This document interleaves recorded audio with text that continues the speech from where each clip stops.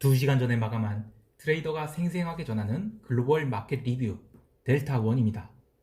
아시아는 오랜 휴일 후에 열렸지만 미국 시장에는 많은 일들이 있었습니다. 가장 큰 이슈는 역시 트럼프의 코비드-19 감염인데 다행히 이 영감님이 트위터를 다시 활발하게 날리는 것을 보면 괜찮아진 것 같습니다. 어쨌든 지난주 시장은 이 위클리 퍼포먼스로 보면 나쁘진 않았습니다.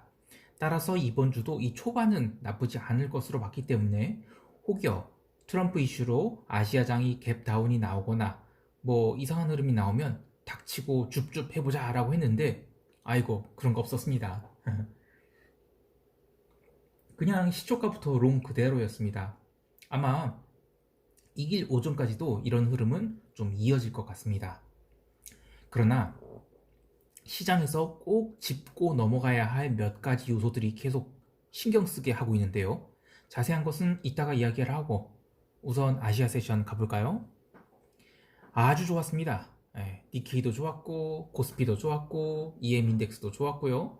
다만 이 홍콩은 초반이 강세 이후 주가 상승 없이 그냥 뭉개기가 나왔는데 아직 중국 증시가 이 주 중반까지는 놀고 있죠.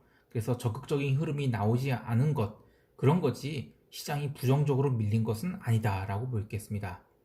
그런데요, 특히 이 코스피에서 시장이 강세장이라고 생각되는 이유는 이 은행주가 오랫동안 이 바닥이 받쳐진 상황에서 델타가 위로 열렸습니다.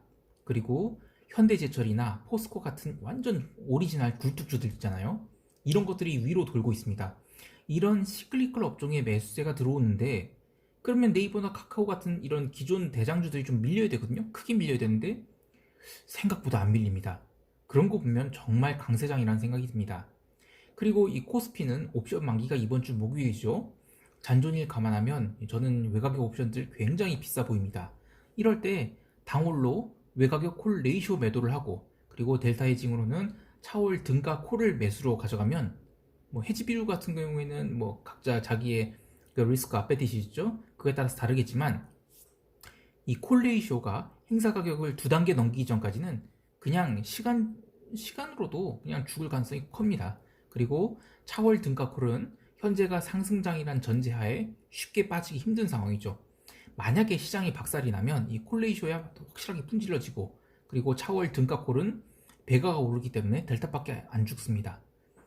아이 뭐 전략이 너무 어렵게 느끼잖아요. 사실 이런 건 몰라도 됩니다. 그냥 제가 얘기하고 싶은 것은 아시아의 시장이 강세장이다. 그것만 이해하시면 되고요.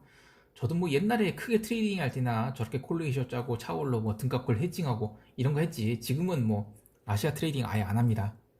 뭐 아무튼 간에 아시아장에서 또 하나 움직인 게 기름입니다. 이 전산장 시작하면서부터 오르기 시작했는데요. 언론에서는 오늘 기름 상승을 이 노르웨이 북해 유전 4곳 중 4곳이 이제 파업으로서 폐쇄돼서 올랐다고 하는데요. 저는 그렇게 안 봅니다. 왜냐면요. 이 북해 유전, 이 브렌트 기름이 기준 단가가 되는 이 북해 유전은 생산 단가가 40불보다 훨씬 높습니다. 그보다는 지난주에 이 브렌트유 40달러를 깨고 나서 그 자리에서는 매수 해지를 하기에 굉장히 여러 가지로 유리한 조건들이 형성됐습니다. 그래서 거기서 롱이 들어와서 자연스럽게 오늘 기름 커버링이 들어온 것이지 뭐 북해 유전 때문에 뭐 기름값이 올랐다? 에이 아닙니다. 아시아 세션에서 기름이 한번 올라섰다가 유럽 세션 직전까지 살짝 눌렸는데 거기서 또다시 바닥 확인하고 처음부터 끝까지 올랐습니다. 어쨌든 저는 이 브렌트가 40불을 깼다가 다시 오늘 회복을 했는데 이거 긴 그림으로 보면 40불이 또 지지선이 확실하게 되는 것 그런 것이 될 수 있기 때문에 저는 나중에 좀 얘기하겠지만 기름 주식들 미국의 뭐 엑슨모빌이라든지 이런 것들 이제는 좀 적극적으로 담아도 되지 않겠나 그런 생각도 해봅니다. 이제 유럽 세션 좀 가볼까요? 아시아 세션에서 워낙 이 리스크 온 분위기가 지속돼서 그런지 유럽도 초반에는 좀 뻐들었습니다. 그리고 그때 당시만 해도 미국 지수 선물도 굉장히 강세였죠. 그래서 좀 유럽도 좀 갈 줄 알았는데 이 유로화가 먼저 올라버렸어요. 그리고 유로화가 오르면서 골드도 계속 반등을 하고 그러면서 이제 유로화가 너무 강세니까 이제 독일이 생각보다 오르지 못했습니다. 그런데 빠지지가 않더라고요. 즉 오름폭은 약했지만 빠지지 않고 계속 바닥을 받쳐댔습니다. 결국 장 후반 들어서 미국장이 고가를 갱신할 때 오름폭을 키워나갔고, 그리고 유럽 지수선물이 아래 꼬리 두 개 만들고 위로 갭상승이 나오기 딱 좋은 그런 강력한 양봉으로 마감했습니다. 이렇게 되면 별일 없으면 이길 유럽 세션 초반까지도 강세장이 이어질 수 있는 가능성이 있죠. 그리고 유로엔도 1%에 가까운 상승이 나타났는데요. 유로엔은 아무리 유로가 강세하라 하더라도 유로엔이 이제는 강세가 되면 유럽 증시에는 강력한 리스크 온 지표가 됩니다. 그리고 오랜 횡보 끝에 유로엔이 올라온 것이라서 저는 유럽 증시는 제 기준에는 강세 기조가 이어진다고 보고 있습니다. 경제 지표로는 유로존 8월 소매 판매가 전월비 4.4% 증가로 예상치보다 아주 잘 나왔고요. 그런데 재밌게도 오늘 이렇게 시티그룹에서 유로존이 경기 회복이 정체되고 있고 유로 강세로 유럽 증시 퍼포먼스가 미국 대비 상대적으로 낮을 것이다 하면서 유럽을 비중 축소하자고 그랬습니다. 저는 그렇게 안 봅니다. 뭘 비중 축소야, 비중 축소는. 그리고 제가 트레이딩 할 때 보면 이 모멘텀이 엄청 강하게 느껴졌습니다. 어쨌든 유럽은 대충 이렇게 마감하고요. 사실 제가 유럽을 간단하게 다루고 또 아시아도 간단하게 다룬 게 미국 세션에서 오늘 좀 중요한 일이 있었습니다. 사실 미국에서 그 지수가 올랐다 이런 거는 전 별로 중요하게 여기지 않고요. 전 채권이 걱정입니다. 요거는 미국 10년 그 트레저리 그 팁스예요, 팁스. 그러니까 이거는 인플레이션을 반영한 물가인동 국채인데요. 자, 여기가 9월이거든요. 이거 옥토버 10월이고요. 그 9월과 8월에 저점을 찍은 것 같아요. 그리고 금리가 오르고 있습니다. 이 채권 가격을 고려하면 아직도 바닥권이 아니냐. 그러니까 채권 가격으로 따지면 이제 고가권이겠죠. 그런데 물가 연동 국채가 이 장기 10년 국채와 달리 얘는 버텼거든요. 그런데 10년 국채 부러지면서 이 물가 연동 국채도 부러진다는 거, 요게 이제 문제입니다. 그런데 이제 언론에서는 이렇게 얘기를 해요. 이 민주당이 지금 집권할 분위기가 되고, 그러니까 양당, 그 양원을 이제 그 민주당이 다 상원과 하원을 다 장악할 분위기가 되고 있고, 또 당연히 바이든도 당선 가능성이 높아지고 있고, 그리고 펠로시가 계속 이제 그 공화당과 무너심과 접촉을 하고 있죠. 즉 분명히 재정부양책이고 더 확실하게 타결될 것 같고, 또 민주당이 집권하게 되면 더 강화되지 않겠냐, 그런 논리로 국채가 그럼 발행이 더 늘어날 것이고 그러면 금리가 오를 것이다, 이런 논리로 국채 매도가 나오고 있는데요. 그런데 그러면 팁스는 멀쩡해야 되거든요. 근데 팁스가 부러진다는 겁니다. 그래서 저는 이거는 뭔가 다른 논리가 있다고 봅니다. 옛날에 이런 게 있었어요. 2010년 이후로는 채권과 증시가 동시에 강세였어요. 이게 저는 뉴노멀로 불리게 된 흐름이라고 보는데요. 지금 제가 이제 전일 마감 시황 이야기하고 있기 때문에 지금 뉴노멀이 뭐고 이렇게 설명할 시간은 없습니다. 그런데 핵심은 지금 증시는 미국 10년 국채가 부러지는 것을 전혀 신경 쓰지 않고 있습니다. 그리고 10년 국채가 부러지더라도 팁스는 부러지지 말아야 되는데, 왜냐면 팁스가 부러진다는 얘기는 기대 인플레가 꺾인다는 거거든요. 이거는 문제가 있는 거예요. 그래서 지금 팁스가 부러진다는 거는 실제로 경기가 안 좋다는 얘기거든요.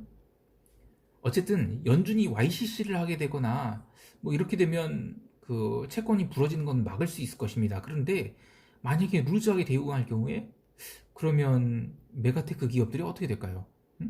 ERP, 그러니까 에쿼티 리스크 프리미엄이라는 게 메가테크 주식들을 바쳤는데 이거 더 이상 못 바치지 않을까, 그런 생각이 듭니다. 다시 미국 증시로 돌아와서요. 미국 경제지표 발표된 것은 잘 나왔어요. ISM 서비스업 지수 57.8로 컨센서스보다 잘 나왔고요. 전월 대비로도 잘 나왔죠.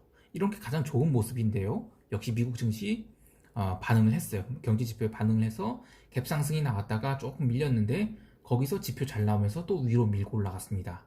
그리고 제가 트레이딩하면서 관찰하는 이 마켓 뎁스 모니터라든지 파워미터 같은 그런 것들에서 이 전형적인 강세장의 모습이 나타나거든요. 그래서 참 셉니다. 아무튼 엔화도 계속 밀리고 오지달러 같은 커머디티 커런시도 그리고 페소 같은 EM 커런시도 다 강세여서 굉장히 시장이 불리시한 모습이다. 그렇게 해석할 수 있겠습니다. 그러나 저는 10년 국채 부러지는 거 사람들이 지금 전혀 신경 안 쓰는데 이거 나중에 문제 될 거다라고 봐요. 그럼 언제 이게 문제가 될 거냐? 그 이야기는 좀 더 해야 하고요. 그나저나 제가 라탐 펀드를 한 달 전에 가입했는데 이거 마이너스 7%가 찍혔더라고요. 아 정말 이 개꼭지에 가입했죠. 이걸 추가 불입을 해야 되나 고민입니다. 아무튼 간에 시장은 강세장입니다. 이제 미국의 남은 호재는 아무래도 이제 민주당과 그 정부의 부양책 합의 통과인데요. 아마 그게 시장이 마지막 부스터 역할을 해주지 않을까 싶어요. 그래서 저는 미국은 이 길까지도 강세장으로 좀 보고 있고요. 근데 딱 거기까지, 그러니까 부양책 합의 통과하고 나서 그 다음 날부터는 커버드 콜을 좀 쳐야 되지 않을까 싶어요. 다시 이야기로 돌아와서 오늘 변동성 줄줄줄 밀렸는데요. 사실 지수 변동폭에 비하면 아직도 변동성은 죽을 폭이 더 많습니다. 그래서 저는 미국 S&P 지수 더 오를 거라고 보고요. 러셀은 어제 이어서 또 2% 상승했습니다. 근데 이거는 그냥 그간 못 달린 것을 대놓고 당기는 것 같아요. 왜냐면 그 이어 투 데이트로 보면 나스닥은 한참 올라 있고 다우나 S&P는 뭐 많이 올라와 있죠. 그런데 러셀은 아직도 위로 더 올라갈 공간이 많이 남아 있습니다. 그래서 저는 그동안 이제 워낙 언더퍼폼했던 러셀이 올라가는 것 그렇게 보고요. 미국 개별 종목 간단히 짚어보면 이 테크 주식들 한 번 더 슈팅할 준비가 되어 있습니다. 굉장히 강세장입니다. 그리고 뭐 바이든이 되면 뭐 주가가 폭락한다 뭐 이런 이야기를 한 사람도 있는데 그거는 그때 가서 생각하셔도 될 것 같아요. 지금은 강세장이다. 금융주들 너무 좋고요. 그리고 아까 얘기한 대로 그 브렌트가 40불을 지지해냈는데 이렇게 되면 미국 기름 주식들 뭐 엑선모빌, 쉐브론 이런 거 관심 가져도 좋을 것 같아요. 충분히 저가 매수가 들어올 수 있는 구간들이고요. 그리고 혹여 뭐 실적 발표 이제 다음 주부터 또 들어올 텐데 실적 발표로 밀린다 그러면 저는 이제는 기름 주식은 숏 못 때리겠어요. 너무 쌉니다. 예. 자 그리고요 시장 정리해보면 미국 증시는 내일도 강세 예상됩니다.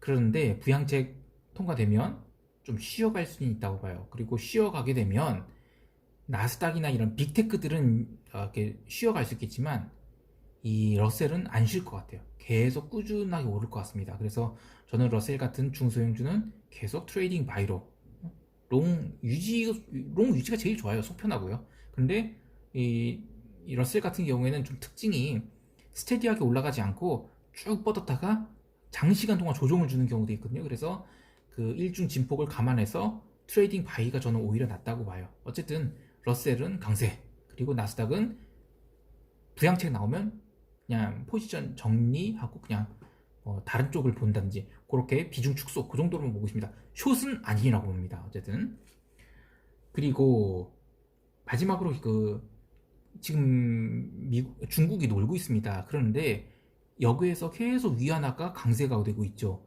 그런데 저는 이게 아까 얘기한 미국 국채가 10년 장기 국채들이 위안화 강세와 뭔가 연관되어 있는 트레이딩이 아닌가라는 생각이 자꾸 들어요. 물론 이건 뇌피셜이에요. 그리고 이건 좀 빅픽처이죠. 뭐 작은 그림이 아닌데 그렇게 된다면 미국 국채의 하락은 정말 심상치 않은 거가 될 것 같아요. 그리고 상대적으로 유럽 국채들은 굉장히 버티고 있거든요. 그래서 저는 미국 국채가 지금이야 전혀 사람들이 국채 약세를 신경 안 쓰고 있는데 저는 다음 주는 조금 이슈가 되지 않을까 싶습니다. 뭐 너무 앞서간 이야기가 될 수 있으니까 이 정도로 마무리할게요. 그리고 제가 오늘 좀 중대한 발표를 할 게 있는데요. 중대 발표하니까 이 북한 독재 정권에서 조선중앙TV를 통해서 발표한 뉴스들이 생각나죠. 제가 옛날에 한참 옵션 트레이딩 할 때 이 중대 발표 속보가 뜨면 옵션 프리미엄이 양쪽으로 뻘겋게 달아오릅니다. 그럼 저는 막 욕설을 내뱉으면서 정신없이 간말을 걷어냈었죠. 그런데 뭐 저희 중대 발표가 이 시황과 무슨 상관이 있겠습니까? 그래서 제가 시황 이야기할 때는 안 하고 따로 영상을 제작할 테니까 그것을 참조하시면 좋겠습니다. 오늘도 시청해주셔서 감사합니다. 이상 델타원이었습니다. 쉐린 인사. 저기요, 중대 발표가 사실 뭐냐면요, 또 영상 하나 들어보세요. 감사합니다.